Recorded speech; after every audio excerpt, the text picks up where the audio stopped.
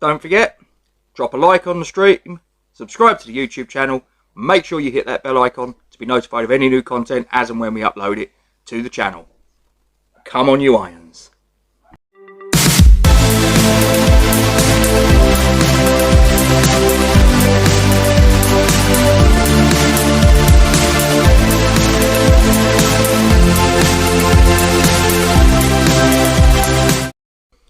Au revoir, mon petit pois, bonnet de douche. We're on cloud nine right now, I've got to tell you. We're obviously, this is the post-match for the Carabao Cup game at London Stadium last night. Sadly, I wasn't there. I had this holiday booked well before that match was even sort of penciled in. But and I really wish I was there. But yeah, Ben joins me again today. We've obviously watched what we've watched and all the rest of it, and the result, yeah, we're quite happy is an understatement, aren't we? Oh mate, yeah. Unfortunately, we couldn't get a stream to watch the game properly, so we resorted to listening to it on TalkSport, and I think we gave a real good account of ourselves and deserved the win. You know, albeit on penalties. We were pretty excited when we won on penalties. I think I've done a bit of a knee slide in your caravan kitchen. I might have let out a little bit of a roar. I think I was doing the t-shirt over the head Ravanelli, much to my daughter's laughter. So it was good. Yeah, you know, we can. Should we just jump into analysing? Yeah, I mean, how do you want to play it, mate? Yeah, I mean, look, I mean, we set up. I mean, I've seen some publications put down that we were set up as a 4-2-3-1. I've seen some publications said we set up as a 5-4-1. Either way, you look at the stats, and obviously we've seen what we've seen. We had a stream for about the first 20 minutes, didn't we? And then that got taken down, and we was scrabbling around trying to find a stream. Yeah. Gave up. Listened to it on the radio. We've obviously seen some extended highlights since, and yeah, I think it's fair to say that, and we knew that we were going to have sort of like less possession. Manchester City were going to have the ball, and we would need to be, when we was out of possession, we'd need to be resolute, we'd need to be compact and tight, you know, and all organised, and all of the things that David Moyes has managed to do, get our back line sort of like as tight as possible.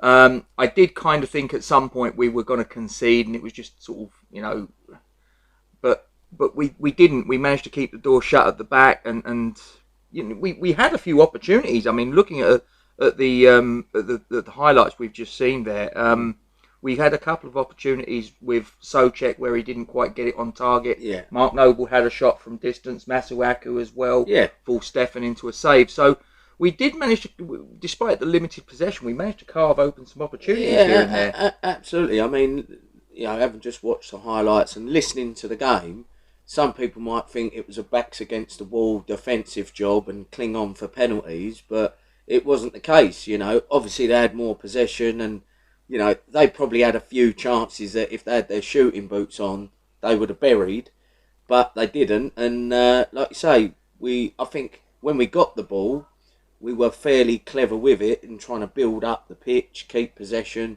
I think, you know, we didn't have, you know, this is not our first team that we put out. You know what I mean? Some of our heavy hitters weren't even on the bench, and some of them were on the bench and come on later in the game. And, you know, they had De Bruyne playing, who's number one, Sterling, you know, they had an array of talent. We kept them out. You know, the defence is looking really solid. Like, with each game, no matter who's coming in, I think those clean sheets breed confidence. And, you know, we're getting to the stage where no matter who is playing, the mentality is, we're not conceding a goal now, and you know what I mean. That's really good to see, you know, and that, I think that'll only get better as the players get used to playing with each other. You know, Zuma's new, Ben Johnson's new, you know, and we look tasty going forward. And I'm glad Moyes kept faith with some of the guys from the previous round to show them that he has got confidence in him to go out and do a job against the best. Which, let's be honest, Man City are. They're the best. They're the champions. And it's a great result. Like you said, gutted couldn't be there because it looked like a great atmosphere again. Yeah. And I think, I've always been a big advocate. People whinging about the stadium and this, that, and the other. If we got good performances on the pitch, it's going to be a good atmosphere, and that's what we're seeing. We've got a team that we can be proud of, and that the fans can get behind, and we are. So long may it continue. And obviously, we've just had the green light given that at some point in the not too distant future, we're going to be moved up another 2,500 as far as the capacity is concerned. So that hopefully, you'd like to think that would add a little bit more oomph to the atmosphere. And I agree with you. I remember the first home game of the season against Leicester.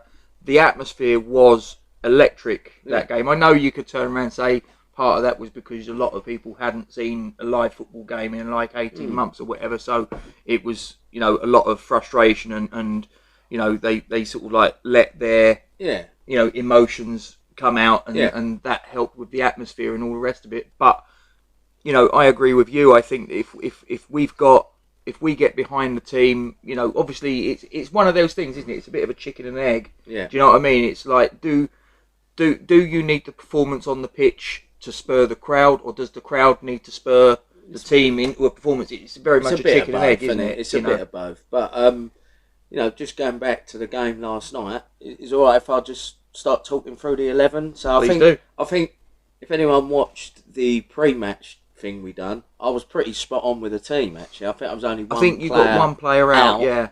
And that was kind of a hybrid between what I would put out and what I thought he'd put out. I think the system was slightly different than what I thought he'd go, but yeah, it was literally Ben Johnson played instead of Fredericks. I'm not sure if Fredericks was on the bench, was he? I'm not so sure. I can't remember now. But I just think, from 1 to 11, Areola, you can't argue with him. He's come in. He's not. I don't think he's conceded a goal when he's played. He's looking commanding. He's looking a good shot stopper.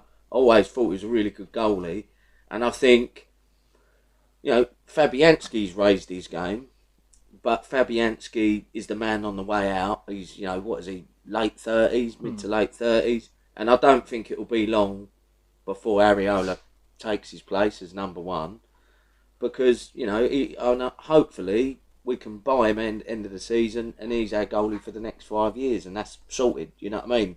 Important position on the pitch.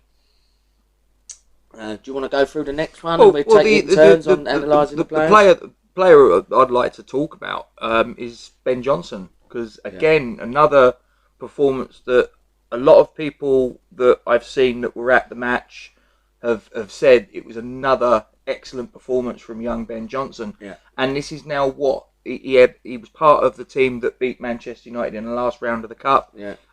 He was part of the team against Everton, got a clean sheet there. Part of the team against Genk, clean sheet there. Part of the team against Spurs, clean sheet there. Last night, another clean sheet. Yeah. And again, it's with each game that goes past, he's looking a little bit more confident. He's looking a little bit more like, he feels that he belongs there. I think that possibly in certain games where he's come in, he kind of knows that he's just there sort of like keeping that spot warm for someone else. Do you know what I mean? And as soon as, the other player, who's dropped out for either a suspension or injury or whatever the reason is, that as soon as that person's sort of like good to go, he's back on the bench again. I now think that looking at his performances, I think that with every performance that goes past, he's kind of thinking to himself, actually, do you know what? I'm going to make this spot my own now. And I think that David Moyes, as I say, I think he's the decision that he's got to make. I know Vladimir Tufel was on the bench and he came on in the later stages of yesterday's game, but I think that he's now got a really, really tough decision to make, and to be honest, that's a great thing to have as a manager. You don't want to have a straightforward choice. You need to have that competition for places to drive the team on for better performances. But he really has a tough decision. Does he stick or does he twist? Look, there's nothing better for me, and I know for a lot of West Ham fans, to see someone come through the youth setup. Ben Johnson, he's been in and around the first team for a couple of seasons now, and I think what what necessarily hasn't helped his cause is he's been playing a lot of the time at left back. Yeah. And look, he'll do a good job there, but he's not left footed, and it isn't a natural position for him. But Kufau's been so good since he come in that no one else can get a sniff. Now he has got a sniff. Listen, he's a defender, and we haven't conceded a goal in any of the games he's played. So you can't really.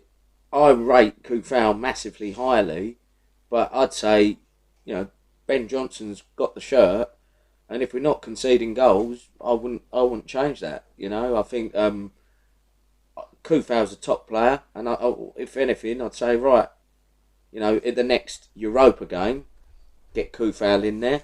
But actually, Ben Johnson's number one for the time being until such time that he's has a dip in form or he's injured or suspended, and that's the way I think it should be. Another player that I thought was a standout was moving just a little bit further forwards into midfield. I thought, again, I know he's coming towards the end of his time at the club, or certainly as a player, might not necessarily be the end of his time at the club, but Mark Noble came in and again looked neat and tidy in his passing. We as West Ham fans know that a lot of the fans of other clubs go on about how he only passes backwards, he only passes sideways. That's a complete myth. I mean, you've seen it, I've seen it, where he's been spraying balls forwards. And he came in, he's not a first team player anymore. He knows that's the case, and he accepts that. But he comes in when he's asked to do a job. He comes in and he's still performing to a very good standard. Absolutely, mate. I mean, like I say, the highlights I see, he's had a shot. He had a real good switch of play and then a pass to Masuaku when he had the shot that went over. And he's taken De Bruyne and a few of these guys out the game. He is still, and always has been, a talented footballer. He's never quite reached the level that I think Declan Rice is now. But you know what I mean? That's just Declan Rice is a better player, unfortunately, for Nobes. But I'm telling you, what I'm seeing in Noble's performances, I wouldn't be surprised if he reconsiders retiring at the end of the season, because I think in the games I've seen, he's been one of our best players, and he's not a passenger. So I would like to think, come the end of the season, if he's still performing as well as he did last night, Moyes might say to him, stay on another year, because I think he's doing a good job, especially if we're in Europe, if we're trying to compete on multiple fronts in the Cups. Who better to have in the squad and playing as Noble? And I think the mark of the man is he's missed that penalty against Man United in the last minute, but he's like, no, don't worry, I'll go and take the first one, and that's the most important one to get you off and running, and your captain to go out and put it away, set the tone for the rest of the lads to put them in. Yeah. And obviously, we get to around about the hour mark, it's still 0-0. David Moyes then made, was it a double or triple substitution? Yeah. Triple substitution. Yarmolenko, Vlasic, and was it Masuaku? Yes. I think it was the three that were removed and replaced by Bowen, Benrahma, and Fornells, if I remember correctly. Yeah. And so for the last half hour of the match, you're looking at it, and the team that's now on the pitch is virtually our full strength 11, but for Areola, Diop. But I mean, even that, I say, Diop, Dawson. I mean, Diop, I think, has been dead unlucky. I mean, I think when I look at his performance levels, I think that there's not really much between Diop and Ogbonna. I mean, for me, I think that possibly that's a debatable one. And again, that's a great problem that David Moyes has got. But for the last half hour, we had, what you could say is sort of like maybe 80% towards our first 11. An attacking sense, you know what I mean? Yeah. Those front three. And obviously we didn't score, but two of those players come on and scored penalties in the penalty shootout. Yeah. And look, I think we got some glowing praise from Pep. Yes. Didn't we? Moyes and the team. And I think we're not a pushover. No. There's been times, multiple times, under a few different managers where City have rocked up and not just City, other 5, teams. 6 goals. Yeah, at home, which you should never be getting beat like that at home. But you know, there's no negatives about last night at all. No. You know, Vlasic, people are saying he played well. Yeah. He's got more minutes under his belt. You know, like say Dawson and Diop, no goals conceded. They're forming quite a good partnership. Yeah. Do you know what I mean? Well, there was that challenge in the first half we saw that Dawson made in the penalty box on De Bruyne. Brilliant. Yeah. No, I mean he's been fantastic, and he's obviously got the right attitude that he won't moan if he's on the bench for a little while because he knows. And what a penalty! I mean, I said to you, you know, that's the sort of no nonsense centre half penalty that you want to see, and absolutely brilliant. Yeah, obviously we've got the draw. I believe is during the course of Soccer AM on Sky Sports. Is there anyone? I'll be straight. The only two teams that I look at and think I want to avoid, if at all possible, is Liverpool and Chelsea. I'd actually quite like to get one of those two in the final, if possible. Yeah. Obviously, I know we've got to negotiate a quarter-final and a semi-final first, and I'm obviously looking a couple of steps ahead. But in an ideal situation, the next round, I'd like to avoid those two, get a home draw, and to be honest with you, who we get, I'm not overly concerned. Do you know what? I mean, you couldn't have had two tougher games. I mean, I don't know who we had in the round. Was Man United the first round? Yeah, we missed the round that we were in Europe. Because we was in Europe, yeah. Well, look, you couldn't have had two tougher games, could you? Old Trafford, Man United, then Man City. So I think we're due a stroke of luck. So if we can get Sunderland at home, I'll be happy with that. Go out there, put them to bed, and then whoever's left in at that point, you're going to get drawn against a Premier League side, and I think it's over 2 legs, is it? In the semi, yes. You know, so just go out there. It's going to be a tough game, but if we can get to a Wembley final, as we touched on yesterday, then winning a cup. Quite frankly, no matter where we finish, you know, if we could win a cup, no matter where we finish in the league, that's a great season. Well, we went. You remember in 2011, you and I were at the Bowling Ground for the semi-final first leg against Birmingham City. We won that 2-1, didn't we? Yeah. We then went to St Andrews and lost 3-1, and Birmingham then went on to win. Against Arsenal at the Millennium Stadium. Yeah. And I always look back at that and go, you know, I mean, we bossed that game against Birmingham. We should have had more than a 2-1. Lead going to St Andrews, and possibly it would have been a different thing. But you know, it is what it is. That's long gone. But the long-standing West Ham fans, though, you say about we've beaten United away, we've beaten City via penalties yesterday at London Stadium, and you mentioned home draw against Sunderland. A lot of older West Ham fans, such as myself, and possibly to an extent you as well, would turn around and say, yeah, but it would be such a West Ham thing for us to get a home draw against Sunderland and for us to go out. But this is this West Ham team under David Moyes has a different sort of mentality, it seems. Yeah. No, totally agree. I think that you're always waiting for the slip up, but you know, we're waiting a bit longer nowadays, you know what I mean? I think we've got a good squad, competitive squad, a great manager. I think, you know, what I think, and look, I don't know, this is just a guess, yeah. So he's brought in Stuart Pearce, Nolan, you know, we've got some real good backroom staff. And I reckon that transpired in the penalties that we took last night. Because you look at them, no one really give it a little weak side foot.